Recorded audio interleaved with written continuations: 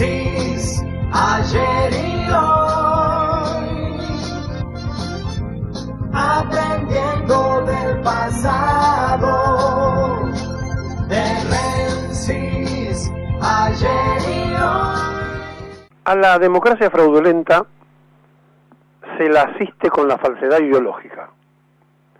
Hay una sociedad que componemos todos que vive falsamente situaciones que no son reales desde el punto de vista conceptual e ideológico.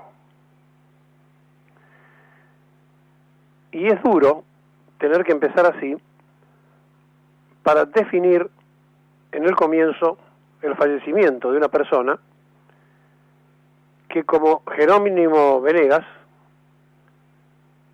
peronista de toda su vida, terminó siendo un puntal del gobierno de Macri. Ayer, pasado las 22, moría, luego de sufrir un cáncer de páncreas que lo tuvo muy mal, Jerónimo Venegas, conocido como el Momo Venegas, a los 75 años, que fue un hombre que, de la mano de Eduardo Duhalde, cuando presidía el país, y que le permitió crear una fuente económica muy importante con el registro que en ese momento Duhalde autorizó, se transformó en el hombre que hacía lo que le pedía el presidente de ese momento, me refiero a Duhalde, y cuando Duhalde lanza a Néstor Kirchner, le dice: Momo, hay que salir a trabajar para Néstor Kirchner. Y el Momo Venegas fue el primer dirigente sindical que salió a convencer a los que no estaban convencidos de que Néstor Kirchner era el mejor candidato.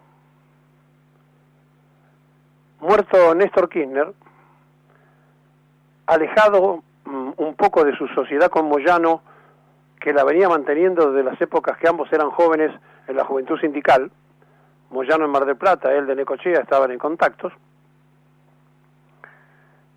Además, los dos hinchas de Independiente se encontraban habitualmente para ver al rojo. Se alejó cuando Moyano se acercó total y absolutamente al kirchnerismo, y él, después de la 125, se alejó de esa situación. Aquella vez, trabajadores del campo y los patrones del campo estaban todos juntos en defensa de lo que finalmente Cobos determinó con su voto que fuera una de las derrotas más estrendosas del kirchnerismo, que terminó con una crisis en la Quinta de Olivos entre el matrimonio Kirchner, donde uno paraba al otro para que no se fueran.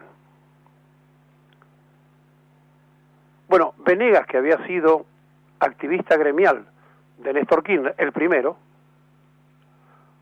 después con este enfrentamiento durante la época de Cristina, y con un juez como el que ya se retiró, como Yarvide, que siempre pedía qué había que hacer para quedar bien con el gobierno de turno, terminó preso. Lo acusaron, como otros dirigentes sindicales, del tema de los troqueles, una causa que todavía está dando vuelta, y el Momo Venegas, recuerdo que lo reporteamos apenas salió de la prisión, y nos decía: me metieron preso porque yo estoy en desacuerdo con el gobierno actual.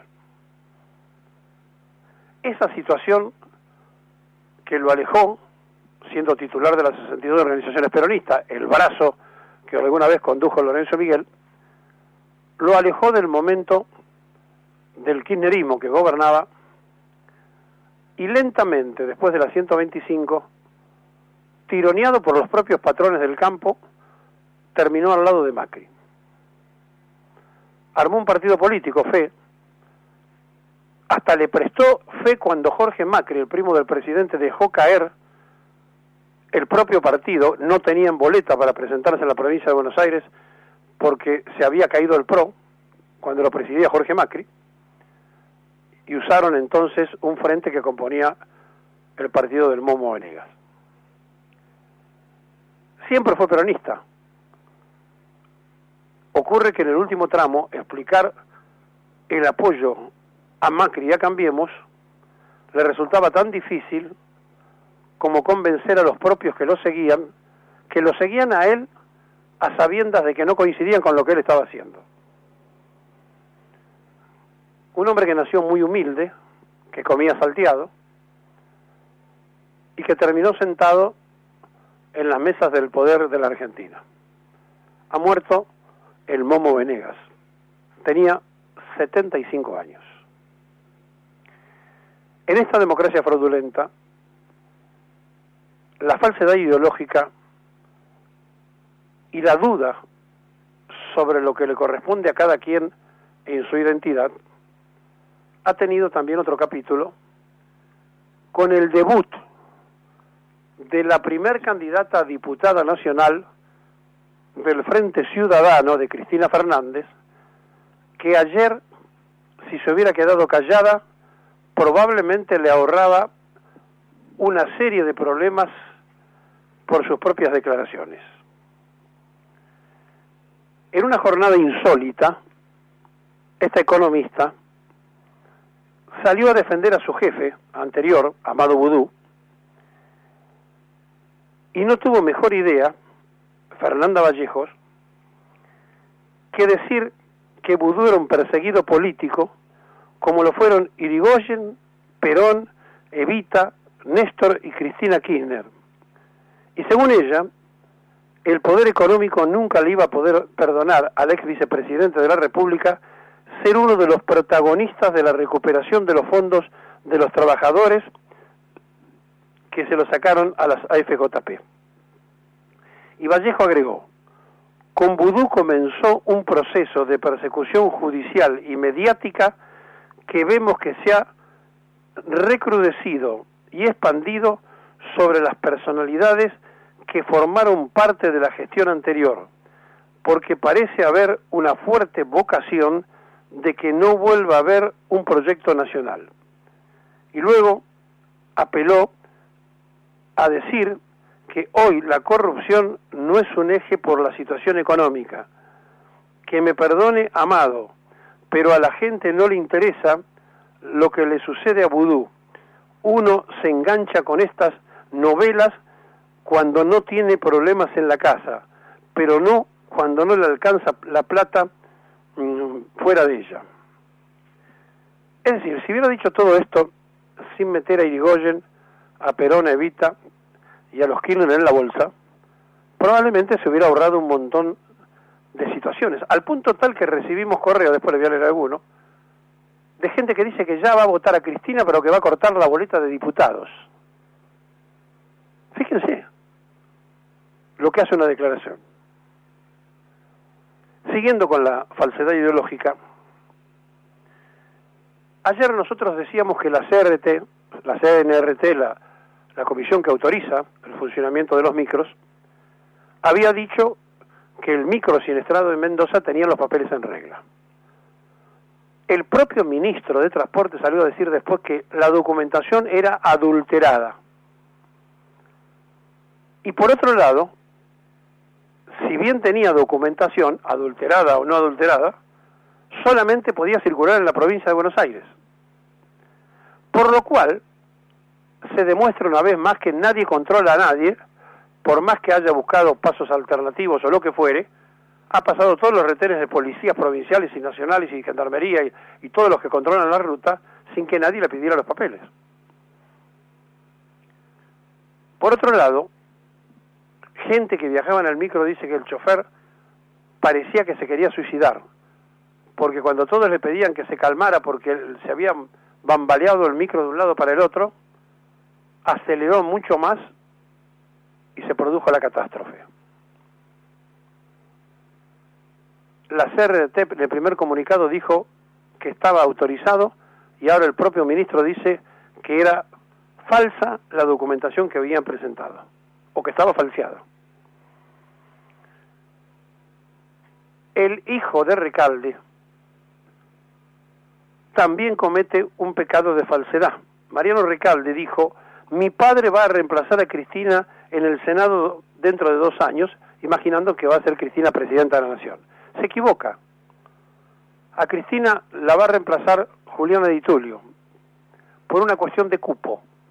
Porque como el Frente Ciudadano es un frente nuevo y no tiene antecedentes, tiene que mantener el cupo. No puede un hombre reemplazar a una mujer. Así que se equivocó el hijo de Recalde, porque para que su padre pueda ser senador, el que se tiene que ir es Tayana. Salvo que Cristina le haya dicho, si soy presidenta me lo llevo a Tayana, entonces allí podrían asumir los dos. Estamos complicadísimos, porque nada de lo que decimos y hacemos se ajusta a la realidad, y así nos va. El jueves, Randazzo va a dar su primera conferencia de prensa, pero ya se encargó por las redes sociales de decir que se diferencia de Cristina porque él no banca la corrupción que existió en el gobierno anterior. Bien, les voy a comentar algo.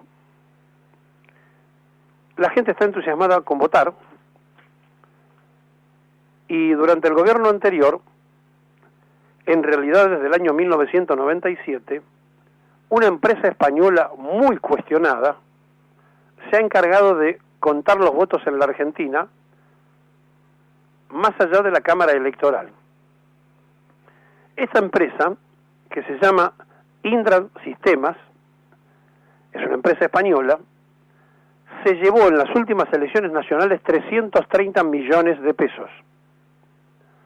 Ahora, en las PASOs, porque el macrismo le renovó lo que el kirchnerismo sostenía, se va a llevar 25 millones de pesos para controlar esta elección, es decir, para sumar los votos. Esta empresa española, en su país, fue denunciada de irregularidades en comicios de Barcelona y Sevilla. Pero además tiene sumarios por manejo fraudulento de elecciones en Angola, Venezuela y Ecuador. Ya de antes, ¿eh? El que firmó el primer contrato fue Randazzo. Ahora lo firmó Frigerio. Según este gobierno, ahora cobran menos que lo que habían cobrado en el gobierno anterior. Pero también se dio un caso insólito. Indra fue aportante de la campaña al kirchnerismo, en un caso absurdo que mereció en su momento denuncias de corrupción. A ver si podemos ubicarnos para entender qué nos está pasando. Hoy a las 4 de la tarde se va a reunir el Consejo del Salario. El gobierno y los dirigentes de los trabajadores hablan de un básico y de un mínimo de 10.000 pesos. Si el mínimo del salario se llegara a fijar en 10.000 pesos, hay otros que piden 15.000, ¿qué piensan hacer con los jubilados que cobran la mínima? Un gran signo de interrogantes. En la democracia fraudulenta hay un grave problema, y que es la clausura de la identidad y la falsedad ideológica puesta de manifiesto. Por eso, decir que se representan las 62 organizaciones peronistas y se apoya al gobierno de Macri es una incongruencia.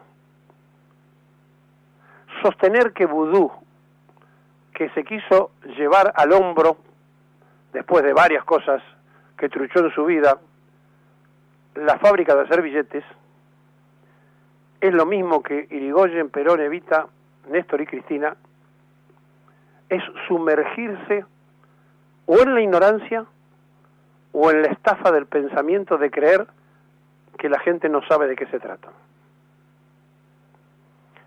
Manifestar que no se está de acuerdo con la corrupción del gobierno anterior y haber firmado con la empresa española que ahora firmó el macrismo, que venía con denuncias internacionales, es por lo menos dudoso.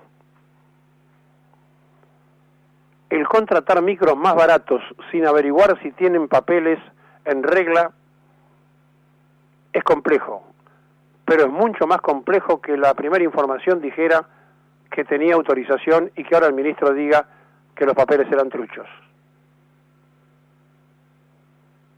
Una democracia fraudulenta se hace y se construye con la falsedad ideológica.